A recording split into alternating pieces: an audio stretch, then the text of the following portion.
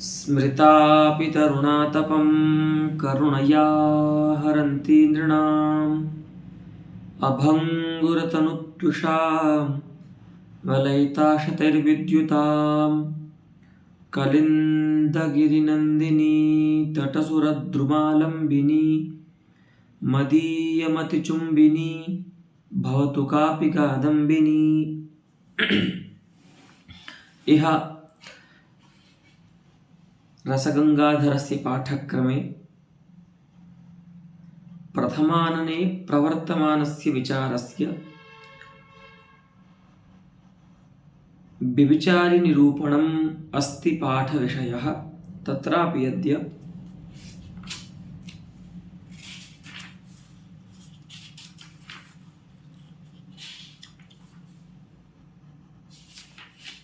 विषादरूपस्य व्यभिचारिणः विमर्शः जायमानः आसीत्। तत्र मध्ये एव अस्माकं गतस्य पाठस्य विरामः आसीत्। अतः तस्मात् एव विषयात् अद्यतनपाठः प्रारभ्यते। अद्यतनपाठस्य पङ्क्तिरस्ति विषादस्य व्यभिचारिणः मध्ये इदं पुनरत्र नोदाहार्यं। नाम व्यभिचारिणः विषादस्य यावान् विमर्शः अस्ति स तु प्रायः अस्माकं बुद्धिं गतः, परञ्च विषादस्य व्यभिचारिणः कीदृशं काव्यम् उदाहरणं न भवितुमर्हति इति प्रत्युदाहरणतया अत्र किञ्चित् विचारं कञ्चित् दर्शयति आचार्यः। सः अद्यतनपाठविषयः अस्ति। तो देखिए आज की पंक्ति है इदं पुनरत्र नोदाहार्यम अयि पवनरयाणाम, ये श्लोक है आज का। उसके बाद हम दूसरे व्यभिचारी के निरूपण देखेंगे। इदं पुनरत्र नोदाहार्यम, क्या उदाहरण नहीं देना चाहिए, तो कहते हैं अयि पवनरयाणाम निर्दयानाम हयानाम श्लथय गतिमहं नो संगरं द्रष्टुमीहे श्रुतिविवरममीमे धारयन्ति प्रकुप्यद् भुजगन्निव भुजानां बाहुजानां निनादाः।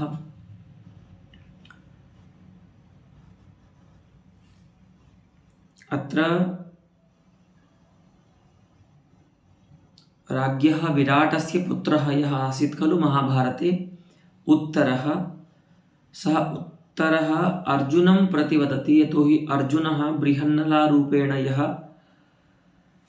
है ना स्वीयम् अज्ञातं वासं तत्र करोति स्म खलु विराटराज्ञः राज्ये। तो विराटस्य पुत्रः यः आसीत् उत्तरः, तस्य सारथित्वेन वृत्तिं निरवहत् अर्जुनः। नाम आसीत् बृहन्नला इति। तो तादृशं सारथी कर्म कुर्वाणं अर्जुनं प्रति बृहन्नलं प्रति उत्तरस्य विराटपुत्रस्य इयम् उक्तिरस्ति। ठीक है। तो युद्ध करने गया उत्तर, तो थोड़ा भय लगा उसको। उसने पहली बार देखा इतना भयानक युद्ध का दृश्य। तो क्या बोलता है, अयि पवनरयाणां निर्दयानां हयानां, हयाः अश्वाः, इन अश्वों के गति को स्लथय मंद कर दो, है ना। हे ड्राइवर अपनी गाड़ी की स्पीड कम करो। अच्छा अश्व कैसे हैं ये, तो कह रहे हैं निर्दयानां, है ना, ये बड़े निर्दयी हैं, क्रूर हैं ये अश्व। ये अपने से नहीं रुकेंगे, इनको भय नहीं लगता है कि सामने इतना भयंकर युद्ध चल रहा है भीषण, तो हमको थोड़ा रुक जाना चाहिए। ऐसा इनमें तो भय नहीं आएगा जिससे इनका स्वतः गत्यवरोध हो। तो तुम क्या करो, इनको थोड़ी इनकी गति को शिथिल करो, धीमा करो, है ना। तो और वो कैसे हैं अश्व, तो कह रहे हैं पवनरयाणाम, वायु के वेग वाले हैं, वायु तुल्य वेग है जिनका। रय माने होता है वेग और पवन माने वायु। तो पवन इव रयः, है ना, येषाम तेषाम पवनलयाणाम, वायु के समान है वेग जिनका, ठीक है, ऐसे अश्वों को तुम क्या करो, तेषाम गतिम श्लथय, उनकी गति को मंद करो। क्यों, ऐसा क्यों करना है? अहम संगरम द्रष्टुम न ईहे, क्योंकि मैं युद्ध देखना नहीं चाहता। अभी तो युद्ध में पहुंचा भी नहीं है और उससे पहले से डर लगने लग गया उत्तर को, ठीक है। तो अहम संगरम नाम युद्धम द्रष्टुम नो ईहे, यह है निषेधार्थक, ठीक है। एक न भी अव्यय होता है, ये नो भी अव्यय होता है। तो अहम युद्धम द्रष्टुम न ईहे न वांछामि, मैं युद्ध देखना नहीं चाहता। क्यों? चलो युद्ध के लिए तो आए हो, आप युद्ध क्यों नहीं देखना चाहते? तो बोलता है श्रुति विवरममी में धारयन्ति प्रकुप्यद भुजग निभ भुजानाम बाहुजानाम निनादाः, कि अभी से जब हम युद्ध में नहीं पहुंचे हैं उससे पहले ही मैं श्रुति विवरम धारयन्ति, मेरे जो कर्ण रंध्र है ना, विवर माने छिद्र, रंध्र, और श्रुति माने ये जो कर्णेंद्रिय है, तो मेरे जो श्रुति विवर है ना उनको तोड़ रहे हैं, है ना, बिल्कुल नष्ट कर रहे हैं। कौन? शब्दाः निनादाः, निनादाः नाम शब्दाः, ये जो शब्द है ना वो मेरे कानों को फाड़ रहे हैं, मेरे कानों के पर्दों को। तो बोले ऐसा कैसे है? तो कहते हैं देखिए, क्योंकि वो शब्द किसके हैं ना, बाहुजानाम निनादाः सन्ति, बाहुजाः क्षत्रियाः, शूराः भटाः, उन बाहुजों के जो निनाद हैं वो मेरे कानों के जो छिद्र हैं उनको पाटयन्ति तान, नाशयन्ति, समूलम नाशयन्ति। तो बोले ऐसे कैसे क्षत्रिय हैं जो उनके शब्द आपके श्रुति विवर को नष्ट कर रहे हैं? इतने भयानक शब्द तो नहीं है, हमको तो नहीं लग रहा है। तो कहते हैं तुम सुनो, प्रकुप्यद भुज निभ भुजानाम, प्रकुप्यन्तश्च ये भुजगाः, प्रकुप्यद भुजगाः, प्रकुप्यन्तश्च ये भुजगाः प्रकुप्यद भुजगाः, अर्थात क्रुद्ध जो सर्प, ठीक है, अथवा सर्प का प्रकुप्यत्व का अन्वय आगे भी कर सकते हैं, लेकिन भुजग में ही करना उचित लग रहा है, कर्मधारय कर लीजिए। तो प्रकुप्यन्तश्च ये भुजगाः प्रकुप्यद भुजगाः, माने अत्यंत क्रोध करने वाले जो सर्प हैं उन सर्प के समान, निभ माने यहाँ पर उपमार्थी शब्द है, ये सादृश्यवाचक शब्द है निभ। तो प्रकुप्यद भुजगा इव भुजाः येषाम तेषाम, इनकी जो युद्ध कर रहे हैं ना ये क्षत्रिय, उनकी बाहु कैसी हैं, भुजाएं कैसी हैं, मानो क्रोधित सर्प हों ऐसी उनकी भुजाएं हैं। तो क्रुद्ध सर्पों के समान भुजाएं हैं जिनकी, ऐसे एतादृशाम बाहुजानाम वीराणाम निनादाः शब्दाः मे श्रुति विवरम धारयन्ति अतः अहम संगरम द्रष्टुम न ईहे, इसलिए मैं युद्ध देखना नहीं चाहता। इसलिए तू क्या कर, एतेषाम हयानाम गतिम श्लथय, इन अश्वों की गति को रोक दे। अस्तु अयमस्ति एतावान् अस्य पद्यस्य अर्थः।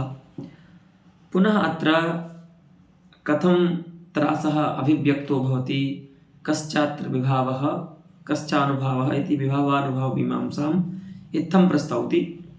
अत्र त्रासस्यैव प्रतीयमानत्वेन विषादस्य अप्रतीतेः। देखो अब आप बात कर रहे हैं विषाद रूप व्यभिचारी भाव की, माने जिसमें दुख होता है, लेकिन यहाँ पर ये जो बोल रहा है ना उत्तर, यहाँ पर इसको दुख नहीं है ना, यहाँ पर तो इसको भय है, डर लग रहा है ना। बोल रहा है ना श्रुति विवरम धारयन्ति, तो श्रुति विवर का जब कोई पाटन करेगा, उसको तोड़ेगा तो दुख भी होगा, लेकिन पीड़ा भी होगी। लेकिन यहाँ पर ऐसा कोई इसके कान में आकर के कील नहीं लगा रहा है लोहे की, जिससे इसके कानों में दर्द हो रहा है तो उसको विषाद हो रहा है, ऐसा कुछ है ही नहीं। वस्तुतः त्रास है, डर है।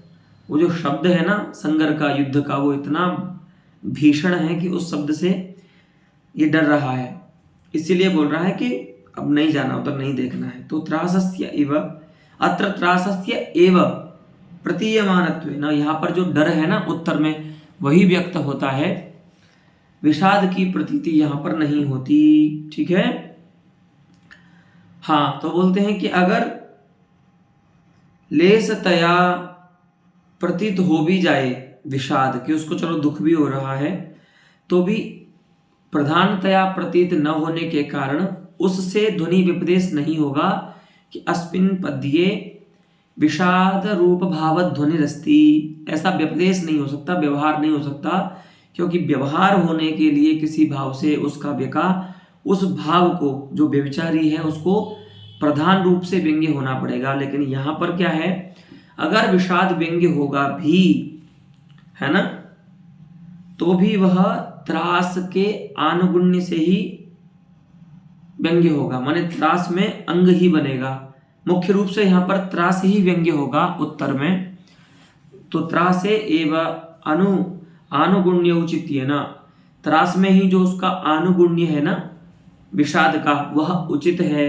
तो इस प्रकार का औचित्य होने के कारण ध्वनि विपदेश अयोग्यत्वात् कस्य तस्य विषादस्य, वो जो विषाद है उसमें ध्वनि विपदेश हेतुता युक्त नहीं है, क्योंकि वह विषाद जो है वो त्रास का अंग के रूप में यहाँ पर व्यंग्य होगा, अगर व्यंग्य होगा भी तो।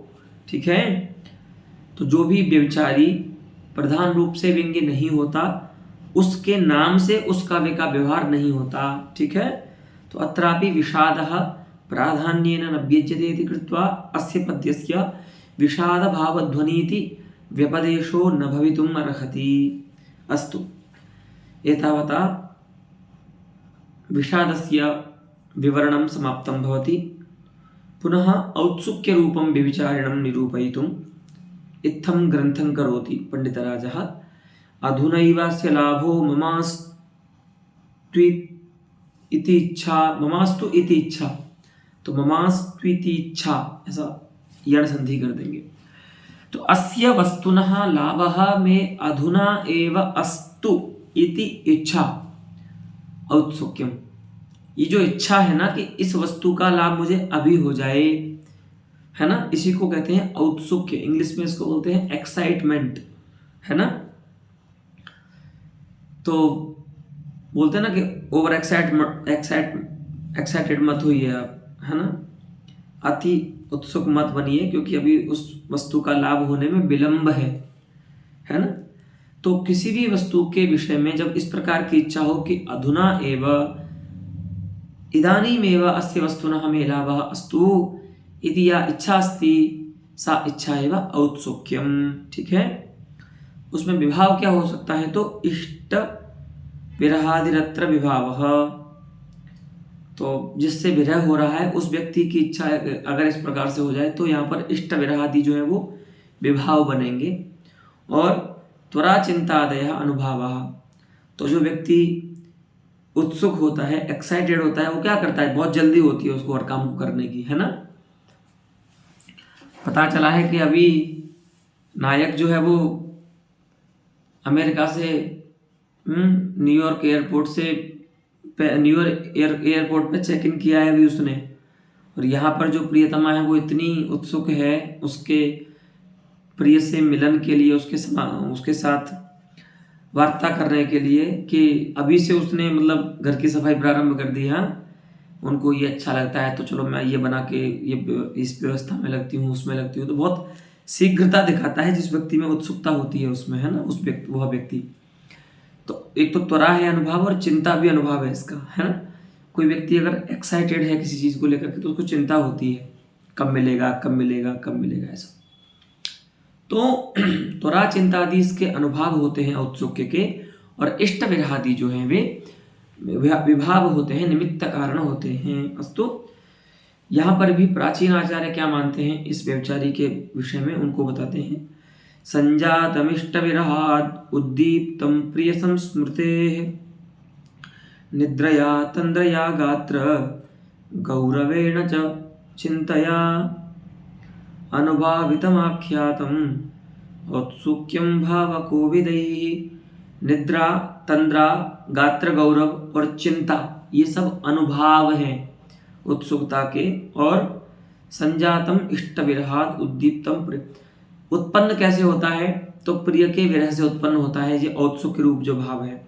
और उद्दीप्त कैसे, बढ़ता कैसे है, वैसे पंडित राज ने तो कभी उद्दीपन विभाव की चिंता ये मीमांसा नहीं की है, विचार नहीं किया है व्यभिचारी के विषय में, लेकिन ये प्राचीन आचार्य हैं तो ये कहते हैं कि जो औत्सुक्य होता है ना उसका एक उद्दीपन भी होता है विभाव। वो क्या होता है, तो प्रिय संस्मृति, अगर उस बीच में प्रिय की याद आ जाए तो और बढ़ता है वो जो औत्सुक्य है ना, प्रिय से मिलने की जो उत्सुकता है वो बढ़ती है। और तो इस प्रकार से प्रिय के विरह से उत्पन्न हुआ, माने प्रिय विरह जहाँ पर विभाव है, प्रिय का स्मरण जो है वो उद्दीपन विभाव है, अर्थात जिससे औत्सुक्य बढ़ता है। अच्छा, अनुभाव क्या है, इसके कार्य क्या है, तो निंद्रा, तंद्रा, गात्र गौरव है ना, अंगों का फैलना, माने मुख का विस्तार होना है ना, इस प्रकार से, और चिंता, ये सब इसके कार्य हैं। अंगों में गौरव का अभिप्राय है कि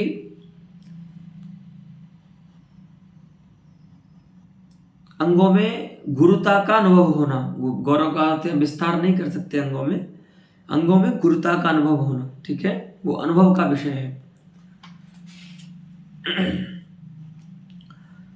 और अनुभवितमाख्यातम औत्सुक्यम भाव भावको विदेहि तादृशम यदस्ति तद अनुभावम औत्सुक्यम आख्यातम, उस प्रकार से जो अनुभवित किया जाता है उस प्रकार के भाव को औत्सुक्य कहा है भाव पंडितों ने, ठीक है। इसका उदाहरण देते हैं, निष्पतत बाष्प संरोध मुक्त चांचल्य तारकम कदा नयन नीलाब्जम आलोकेय मृगीदृशः,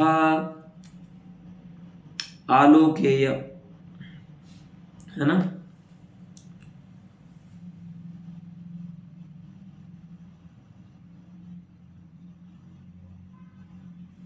विधिलिंग लकार का रूप है, उत्तम पुरुष का एक वचन का रूप है आलोकेय। अब देखिए, कोई ऐसा नायक है जो प्रवास से वापस आया है, बहुत दिन बाद अपने घर आया है, और उसको क्योंकि प्रिया का विरह था उसको, तो उसको बहुत शीघ्रता है प्रिया से मिलन की, तो अभी पहुंचा भी नहीं है ढंग से, और तभी भी क्या इच्छा हो रही है कि तस्याह मृगीदृशः तादृशम नयन नीलाब्जम कदा आलोकेय, मैं कब देखूंगा उस मेरी प्रीतमा का जो मृगनयनी है, उसका जो नेत्र कमल है, नयन नीलाब्ज है, नयन रूपी जो नील कमल है, ठीक है, वो मैं कब देखूंगा, ऐसा औत्सुक्य हो रहा है इसको, ठीक है।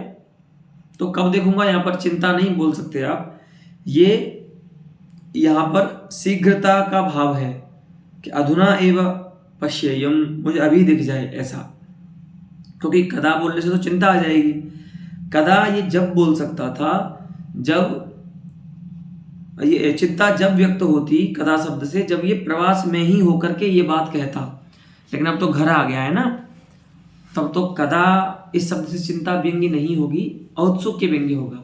अच्छा, वो जो नयन नीलाब्ज है, नेत्र नील कमल जो है नायिका का, वो कैसा है, तो निष्पतत बाष्प संरोध मुक्त चांचल्य तारकम।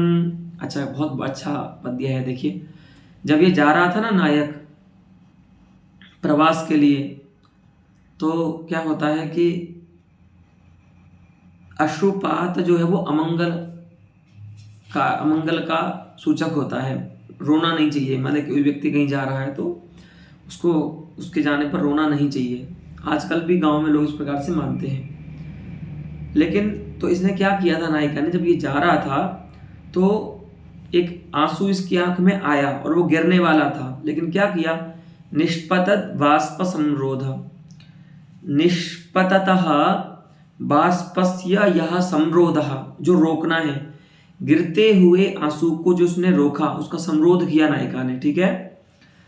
तो आंसू को बहुत बार ऐसा देखने को मिलता है लोक में भी कि यहाँ पर जब व्यक्ति रोकने का प्रयास करता है ना, तो वो आँख की जो पुतली है, कृष्ण तारक जो है ना, उसके निचले भाग में बहुत सारा जल इकट्ठा हो जाता है, अश्रु जल।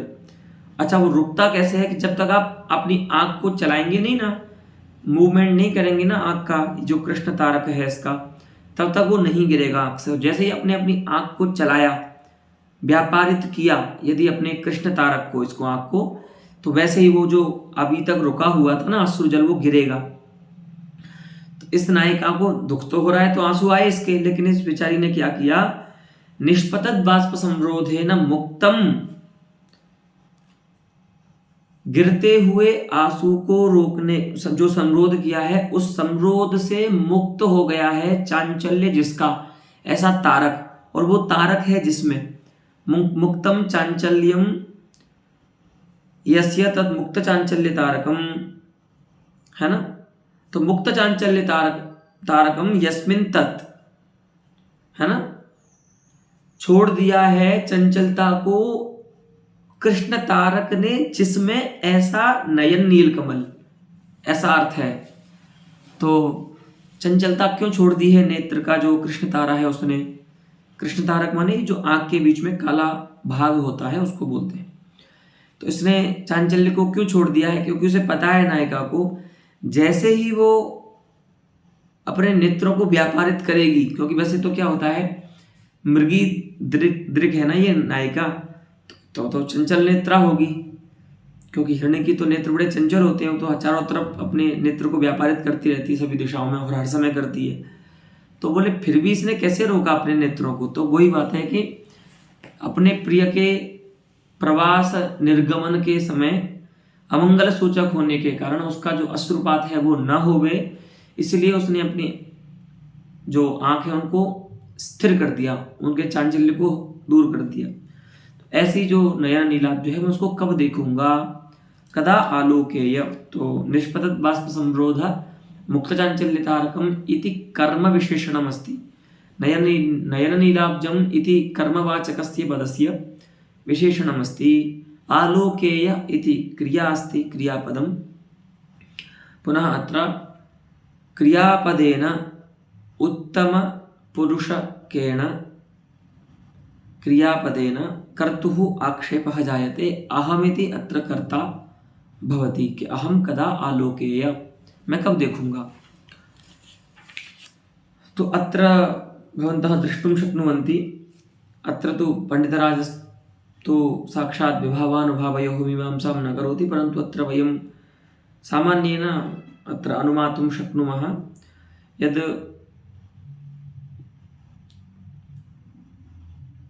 प्रियायाः विरहः यः अस्ति, साक्षात् सः विभावः अस्ति। पुनः तादृशं यत् वचनमस्ति नायकस्य, कदा आलोकेय, तद्वचनं त्वरा, अनेन वचनेन व्यज्यमाना या त्वरा अस्ति, साक्षात यहाँ पर कही तो नहीं गई है त्वरा, लेकिन इस वचन से जो व्यंग्य हो रही है ना त्वरा, वो त्वरा यहाँ पर अनुभाव है उस नायक में। आकर के घर में सब चारों तरफ देख रहा है कि कहाँ किस कमरे में बैठी है मेरी नायक, ठीक है। इत्थम औत्सुक्यम अविधाय आवेगम अविधातुम उपक्रमते, अनर्थातिशय जनिता चित्तस्य संभ्रमाख्या वृत्तिरावेगः। अनेक अनर्थों से जो चित्त में संभ्रम उत्पन्न होता है, चित्त में जो संभ्रम नाम की चित्तवृत्ति उत्पन्न होती है, उस संभ्रम को ही आवेग कहते हैं, ठीक है। कई सारे अनर्थ एक साथ उत्पन्न हो जाएं तो उस समय जो एक व्याकुलता जो होती है ना चित्त की, संभ्रम जिसको बोलते हैं लोक की भाषा में, उस संभ्रम नाम की चित्तवृत्ति को ही काव्य में आवेग नाम का व्यभिचारी भाव कहते हैं, ठीक है। तो अनेक अनर्थों से उत्पन्न होने वाली अनर्थातिशय जनिता, अनर्थानाम अतिशयः अनर्थातिशयः, तेन जनिता उत्पन्ना या चित्तस्य संभ्रमाख्या वृत्तिरस्ति, सा वृत्ति ही आवेग पदवाच्या भवति काव्ये, उसको आवेग कहते हैं, ठीक है। तो अब यहां पर देखिए वृत्तांतः अस्ति भगवान् रामः रावणेन सह योद्धुं लंकां प्रति आगच्छतीति शृणोति का मंदोदरी रावणस्य पत्नी। तो तथा योद्धुकामं लंकां प्रति आवर्तमानं रामं श्रुत्वा आगच्छन्तं रामं श्रुत्वा मंदोदर्याः चित्ते व्याकुलता काचित् जायते। तो सा मंदोदरी वदती, डरती है ना, उसको पता है क्या होने वाला है आगे, क्योंकि वो तो, और इसने गलत किया है, अधर्म किया है परस्त्री का हरण करके, तो इसका नाश होगा। तो इस प्रकार का ज्ञान है उनको। तो वो क्या बोलती है मंदोदरी, लीलया विहित सिंधु बंधनः सोऽयमेति रघुवंश नंदनः दर्पत् दुर्विलसितो दशाननः कुत्र यामि निकटे कुलक्षयः। भगवान के शौर्य को जानती है मंदोदरी,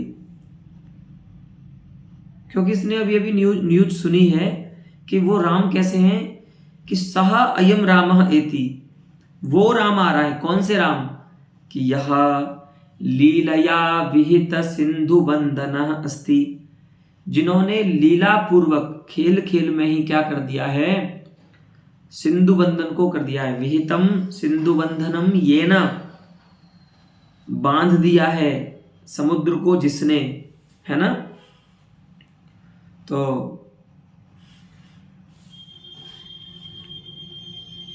ऐसे राम हैं जिन्होंने अपने लीला से ही कोई विशेष यत्न नहीं किया और समुद्र को बांध दिया, है ना, उस पर सेतु निर्माण कर दिया। ठीक है, वो है ना कि पंक्ति भी तो है, किंचित भ्रूभंग लीला नियमित जलधिम रामम अन्वेषयामि।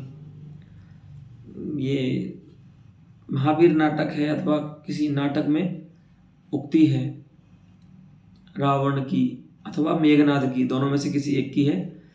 तो भगवान राम के शौर्य के विषय में बोलता है प्रतिनायक कि मैं उस राम को खोज रहा हूं युद्ध करने के लिए जिसने किंचित भ्रूभंग लीला, अपने थोड़े से भ्रू को भंग करने की लीला से, भगवान राम ने कोई शब्द नहीं बोला, थोड़ी सी अपनी भ्रकुटी को टेढ़ा किया और समुद्र ने सरेंडर कर दिया, है ना।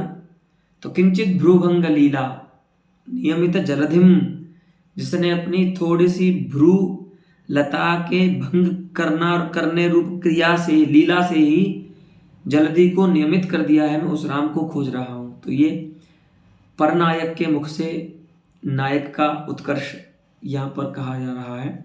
तो ये तो खैर दूसरे काव्य का पद्य है, लेकिन यहाँ पर इसी प्रकार से कहा जा रहा है कि विहित सिंधु बंधना, कि जिन्होंने लीला में ही, खेल में ही सिंधु को बांध दिया है, सागर को बांध दिया है। सह अयम रामः रघुवंश नंदनः एति, वह रघुवंश का कुल दीपक राम लंका में आ रहा है ना, सोयम एति।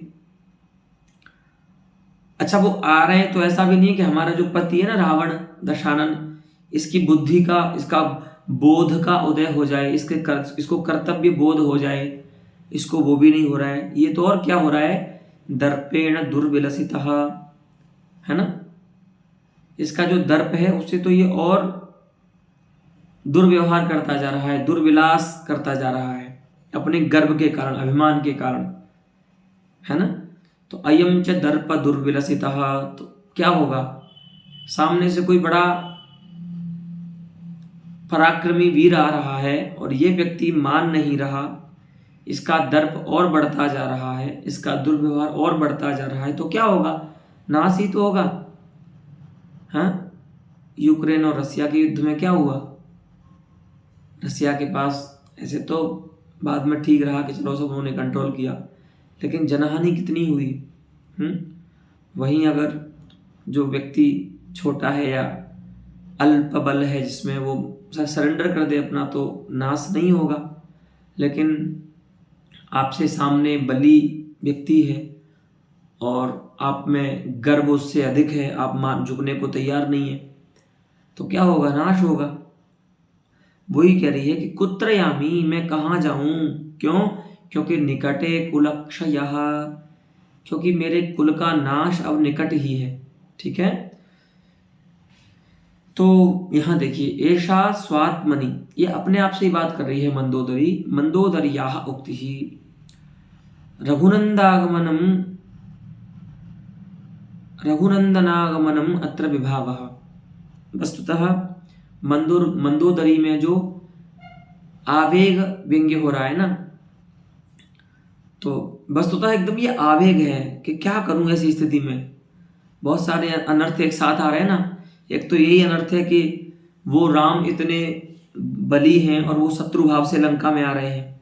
ठीक है, और दूसरा अनर्थ ये है कि हमारा पति भी एकदम, इसका भी बुद्धि में बात नहीं आ रही है कि उनकी स्त्री को माने मान पूर्वक उनको दे, तो भी वो माफ कर देंगे, करुणा मूर्ति है वो, तो क्षमा कर देंगे। तो ऐसा भी नहीं है। तो अनेक अनर्थ एक साथ आ रहे हैं। तो उन अनर्थों से उसके हृदय में आवेग नाम की चित्तवृत्ति का उदय होता है ना। और उसका कार्य क्या है? तो कुत्र यामी एतद् व्यंग्य स्थैर्याभावः अनुभाव। कुत्र यामी, अरे कहाँ जाऊं, क्या करूं, ऐसा जो भाव होता है ना, तो वो उस वाक्य से, कुत्र यामी, इस वाक्य से जो व्यंग्य हो रहा है ना, स्थैर्य का अभाव, मंदोदरी में जो चंचलता व्यंग्य हो रही है ना, वह चंचलता ही क्या है यहाँ पर? अनुभाव है। किसका? आवेग का। ठीक है, तो एवं विभावानुभावो अत्र व्याकर्तुं शक्यते। अब यहाँ पर बात होती है कि चिंता मान सकते हैं क्या हम, कि मंदोदरी में चिंता व्यंग्य हो रही है? तो बोलते हैं न चात्र चिंता प्राधान्येन विच्यते इति शक्यते वक्तुम। यहाँ पर आप ऐसा नहीं बोल सकते कि चिंता प्रधान रूप से व्यंग्य हो रही है। क्यों? क्योंकि कुत्र यामी इति स्फुटं प्रतीतेन स्थैर्याभावेन उद्वेगस्य इव चिंताया अप्रत्यायनात्। कुत्र यामी इस वाक्य से स्फुट स्पष्ट जो प्रतीत हो रहा है, स्थैर्या भाव अर्थात चांचल्य, उस चांचल्य से जैसे उद्वेग का ज्ञान होता है ना, वैसे चिंता का ज्ञान नहीं होता है ना। जैसे आपने देखा होगा ना, ये तो कारण नहीं होता वहां पर, लेकिन अनर्थातिशय तो नहीं कह सकते उसको, लेकिन कई बार ऐसा होता है, घर में कोई विवाह होता है ना, विवाह, तो माताएं क्या करती हैं खजाने की चाबी रखती हैं अपने पास। तो कई बार लोगों को कुछ चीज़ चाहिए, कभी कोई ज्वेलरी चाहिए है ना, कभी या कुछ और सामान चाहिए, तो चाबी तो माँ के पास रहती है। तो बार बार तो जो माँ होती है ना, उसकी यही हालत हो जाती है, क्या है ना, क्या करूँ, कहाँ जाऊँ, कोई इधर से बुला रहा है, कोई उधर से बुला रहा है, किसी को कुछ काम है। तो एक तरह से मतलब चांचल्य आ जाता है चित्त में। तो चांचल्य से जिस प्रकार से आवेग व्यंग्य होता है, तो वहां पर आप ऐसा नहीं कह सकते कि माताजी चिंतित हैं, ऐसा नहीं कह सकते। ऐसा कह सकते माताजी उद्विग्न है ना। तो वही बोल रहे हैं कि जैसे कुत्रयामी इस वाक्य से स्पष्ट रूप से प्रतीत क्या हो रहा है, सबसे पहली बात तो स्थैर्य का अभाव अर्थात चांचल्य, और चांचल्य से जैसे उद्वेग का ज्ञान होता है, वैसे आप अनुभव का विषय है ये, तो आप स्वयं अनुभव कीजिए, वैसे चिंता का ज्ञान नहीं होता। नारायण। तो उद्वेगस्य इव चिंतायाः अप्रत्यायनात् अर्थात अज्ञानात्, चिंता उद्वेग के समान चिंता का ज्ञान चांचल्य से नहीं होता है। अतः अत्र तथा वक्तुं न शक्यते। परंतु आवेग चर्वणायाम तत्परिपोषकतया, हाँ, आवेग के आस्वाद में, उसकी चर्वणा में प्रधान रूप से विद्यमान जो आवेग विचारी है, उसकी चर्वणा में यदि उसको पोषक के रूप में, उसको पुष्ट करने के रूप में यदि चिंता वहां पर रहती है गौण रूप से, तो रहे, तो कोई समस्या नहीं है कि मंदोदरी को चिंता है, लेकिन चिंता जो है वो उसके अंदर आवेग को ही पुष्ट कर रही है, तो चिंता क्या हो जाएगी, गौण हो जाएगी, और आवेग जो है वो मुख्य हो जाएगा। ठीक है, उसकी अपेक्षा। तो गौण रूप में यदि चिंता रहती है ना, गौण माने प्रधान प्राधान्येन व्यज्यमान आवेग पोषकतया यदि चिंता तत्र भवति तर्हि भवतु नाम, है ना, तथा समस्या नास्ति चिंतायाः स्थितौ। एवं चिंताम् अपि निरूप्य जड़तायाः निरूपणं करोति। चिंतोत्कंठा भय विरहेष्टानि दर्शन श्रवणादिजन्यावश्य कर्तव्यर्थ प्रतिसंधान विकला चित्तवृत्ति जड़ता। इसमें क्या होता है तो देखिए, अवश्य कर्तव्यार्थ प्रतिसंधान विकला, अनिवार्य रूप से किया जाने वाला जो अर्थ है उस अर्थ के प्रतिसंधान से विकल माने रहित, ठीक है, माने कर्तव्य का बोध जहां समाप्त हो जाए, जो अवश्य कर्तव्य है ना उस कर्तव्य से जो रहित होती है चित्तवृत्ति, उस चित्तवृत्ति को जड़ता कहते हैं, ठीक है। तो जो होती किससे है, जिसमें अवश्य कर्तव्य जो अर्थ होता है उसका प्रतिसंधान अर्थात इम्प्लीमेंटेशन नहीं हो पाता है ना, तो कहते हैं कि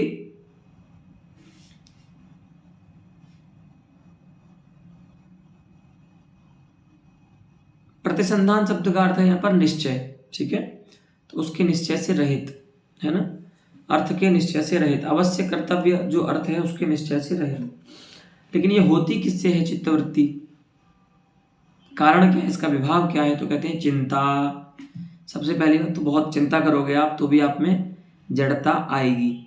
उसके बाद उत्कंठा, है ना, वही औत्सुक भाव उससे, और भय, भय के कारण भी जड़ होता है, व्यक्ति जड़ हो जाता है, तो भय, है ना, विरह, किसी से अपने प्रियजन से विरह होना, और इष्टानिष्ट दर्शन श्रवण,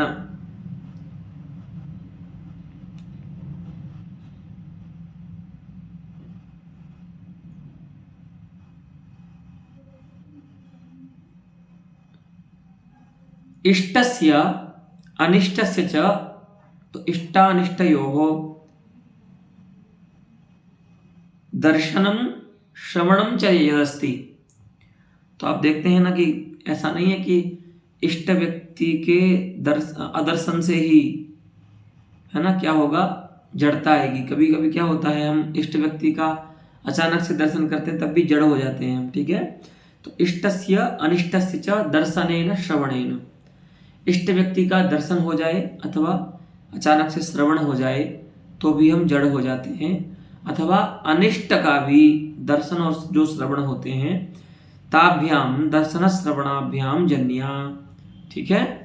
तो चिंता से, उत्कंठा से, भय से, विरह से, इष्टानिष्ट के श्रवण और दर्शन से जो उत्पन्न होती है, और जिस चित्तवृत्ति के होने पर जो चित्तवृत्ति अवश्य कर्तव्यार्थ जो होता है उस अवश्य कर्तव्य अर्थ के निश्चय से जो रहित होती है, अर्थात अवश्य कर्तव्य अर्थ का विस्मरण जिसमें हो जाए, भूल जाते हैं आपके हमको क्या करना, और वो अवश्य कर्तव्य अर्थ होता है, ये ध्यान रखना, ठीक है। ऐसी चित्तवृत्ति को जड़ता कहते हैं, ठीक है।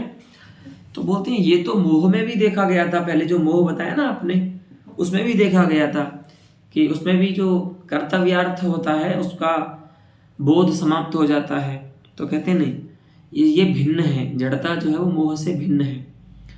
या तो ये मोह से पूर्व में रहेगी या तो ये मोह के बाद में रहेगी, ठीक है। इयं च मोहात् पूर्वतः परतश्च जायते, पूर्वतः नाम मोह पूर्ववर्ती क्षणे जायते और मोहोत्तरवर्ती क्षणे जायते, परतः नाम तदुत्तरवर्ती क्षणे जायते। तो इस प्रकार से ये उससे पहले तो बाद में होती है, उस समय नहीं होती, और स्वरूप का भी भेद है, ठीक है, वो भी बताएंगे। अत्रापि प्राचीनानां विपश्चितां यास्ति मतिः जड़ता विषये तामत्र ग्रंथीकरोति पंडितराजः। कार्याविवेको जड़ता पश्यतश्रवण शृण्वतोऽपि वा तद्विभावा प्रियानिष्ट दर्शन श्रवणे रुजा।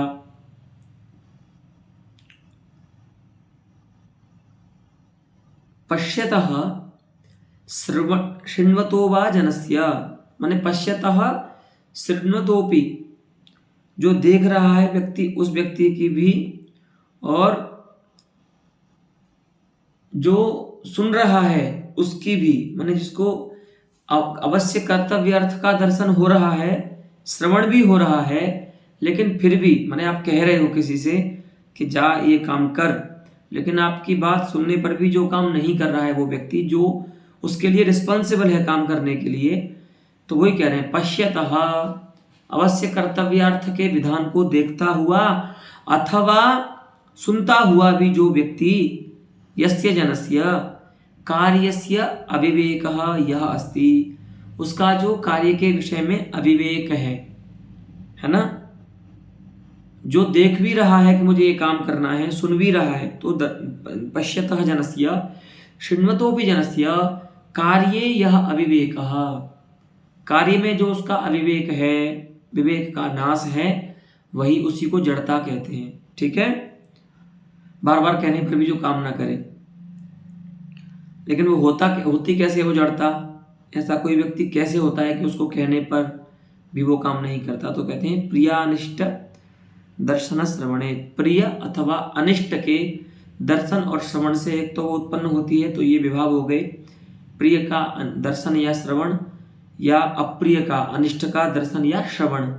ठीक है, दो हो गए, ये चार हो गए, प्रिय का दर्शन, प्रिय का श्रवण दो, अप्रिय का दर्शन, अप्रिय का श्रवण दो, चार हो गए। और रोजा माने रोग व्याधि, उसके कारण भी व्यक्ति में जड़ता आती है। ठीक है, तद विभावाहा। ठीक है, अच्छा अनुभव क्या है, कार्य क्या है इसके, तो अब पंडित राज ने तो शायद नहीं बताए हैं अपने कारिका में, लेकिन प्राचीन आचार्यों की जो कारिका है उसमें अनुभव भी बताए जा रहे हैं।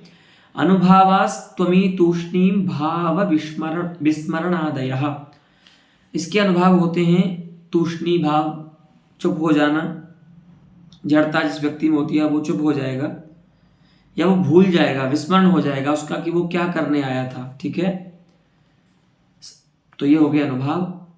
और मोह से इसका भेद बताते हैं, सपूर्वम परतो वा स्यात् स नाम अयम जड़ता नाम भावः, सपूर्वम परतो वा स्यात् मोहात् इति विदाम मतम, वो जो जड़ता है वो या तो मोह से पूर्व में होती है या तो मोह के बाद होती है, ऐसा विद्वानों का मत है, उनका मानना है। अत्रापि उदाहरणं दर्शयति पंडितराजः, यदवधि दयितो विलोचनाभ्यां सहचरी दैववशेन दूरतोऽभूत् तदवधि शिथिलीकृतो मदीयैः अथ करणैः प्रणयो निजक्रियासु। अत्रापि विरह विधुरा काचिदस्ति नायिका, है ना, विरहेण विषण्णा अस्ति काचित् नायिका, सा स्वसखीं प्रति वदति कि हमारी क्या स्थिति है, तो बता रही है, यदवधि दयितो लोचनाभ्याम दैववशेन दूरतो भूत, हे सखी, हे सहचरी, सहचरी का अर्थ है ऐसी मतलब मित्र है कि प्रायः इसके साथ रहती है हर एक कार्य में, हर समय, तो हे सहचरी, दैववशेन, उसका मन नहीं था जाने का, और ना कुछ ऐसा भी कुछ विधान था, लेकिन दैव के कारण विधाता ने ही क्या कर दिया, उसको हमसे दूर कर दिया, तो दैववशेन दूरतः अभूत, तो जब से विधाता ने हमारे पति को, दैत्य को, नायक को हमारे नेत्रों से दूर किया है, यदवधि दैववशेन दयिता विलोचनाभ्याम दूरतः अभूत, जब से विधाता ने हमारे नेत्रों से दूर किया है हमारे प्रियतम को, तब से, तद अवधि, तब से क्या हो रहा है, शिथिलीकृतः मदीयैः करणैः निज क्रियासु प्रणयः, तब से मेरे जो कर्ण है ना, कर्ण माने ज्ञान कर्ण, ज्ञानेंद्रियां, तब से मेरी ज्ञानेंद्रियों ने अपने अपने क्रियाओं में माने व्यापार में माने तत्त प्रत्यक्ष में क्या कर दिया है, प्रणय को शिथिल कर दिया है। माने अब मेरे जो कर्ण है ना, इंद्रिय जो ज्ञानेंद्रियां है ना, वो अपने व्यापार में प्रेम नहीं करती, माने अच्छे से अपना काम नहीं कर रही हैं। तन्नाम त्वक न स्पर्शम गृह्णाति न स्पर्शम न स्पृशति न हम स्पृशामि सम्यक यतो हि मम त्वगिंद्रियम सम्यक स्पर्शम न गृह्णाति, स्पर्श ग्रहणं न करोति। वस्तुतः त्वचः निज क्रिया कास्ति स्पर्श ग्रहणम, ठीक है, स्पर्श रूप जो गुण है उसका ग्रहण तो वो नहीं करती है। कर्णेंद्रिय जो है श्रुति श्रवण, वो शब्द का ग्रहण नहीं करता है, उसकी निज क्रिया है शब्द ग्रहण। चक्षुरेंद्रिय रूप का ग्रहण नहीं करती है, हाँ। रसना जो है वो रस का ग्रहण नहीं करती है, ठीक है। इस प्रकार से सभी का है। नासा जो है वो गंध ग्रहण नहीं करती है। जब से हमारे पति हमसे दूर हुए हैं तब से, माने हमारे जो ज्ञानेंद्रियां हैं वो कुछ कम काम कर रही हैं, ऐसा इसका अर्थ है पद्य का। तो प्रणयः शिथिलीकृतः, तब से मेरी इंद्रियों ने, मेरे कर्णों ने अपने व्यापारों में, व्यापारानाम तत्त प्रमिति ही, क्या कर दिया है, अपने प्रेम को कम कर दिया है, माने अच्छे से अब अपना काम मेरी ज्ञानेंद्रियां नहीं कर रही, ठीक है। तो प्रिय विरहोत्र विभावः, इस जड़ता, जो जड़ता आ रही है इस नायिका में, उसका कारण क्या है, प्रिय का विरह। तो प्रिय विरह विभावः कर्णैः चक्षुश्रवणादिभिः, जो कर्ण है ना इसके चक्षुश्रवणादि ज्ञानेंद्रिया जो है, तैः कर्णैः क्रियासु तत्तत् प्रमितिषु। तो क्रिया क्या है भाई, चक्षु जो रूप जो कर्ण है उसकी क्रिया क्या है, रूपक ग्रहण, रूपक प्रत्यक्ष, है ना। चक्षु प्रत्यक्ष उसका काम है। तो प्रमिति माने ज्ञान, ठीक है। तत्तत् प्रमिति माने तत्तत् ज्ञान। तो चक्षु रूप जो कर्ण है उसकी प्रमिति हो गई चाक्षुष प्रमिति, हाँ। श्रुति श्रवण रूप जो कर्ण है उसकी प्रमिति हो गई शाब्द प्रमिति। इस प्रकार से तत्तत् प्रमितियों में प्रणयस्य शिथिलीकरणम, ज्ञानेंद्रियों का तत्तत् प्रत्यक्ष में शिथिल होना, यही क्या है, अनुभव है, कार्य है नायिका निष्ठ जड़ता का, ठीक है। तो इस प्रकार यहाँ पर नायिका में जड़ता नाम का व्यभिचारी भाव व्यंग्य होता है, उसके कारण इस पद्य में जड़ता भावध्वनि इति काव्य विपदेशो जायते। अब यहाँ पर एक प्रश्न होता है सहज कि अभी तक आपने इतना स्पष्ट नहीं किया कि भेद कैसे होगा, है ना, मोह से और जड़ता का भेद कैसे करें, ठीक है। तो वही बताते हैं। मोहे चाक्षुषादेह अजननम, मोह में चक्षुरादि इंद्रियों से चाक्षुषादि जो प्रमिति है, ज्ञान है, उनका उत्पन्न न होना नियम है, कभी नहीं होगा। जब तक मोह रहेगा, कोई व्यक्ति मुग्ध होगा, है ना, तब तक उसको चाक्षुषादि ज्ञान हो ही नहीं सकते, ये नियम है। लेकिन जड़ता में ऐसा नियम नहीं है, माने सर्वथा ज्ञानाभाव होगा सो बात नहीं है। जो व्यक्ति जड़ है उसमें सम्यक ज्ञान नहीं होगा, तत्तत् शक्यतावच्छेदकतया तत्तत् विषय का ग्रहण नहीं करेगा वो, लेकिन स्थूल ज्ञान जो है ना वो होगा जड़ता में। ये अंतर है जड़ता और मोह में।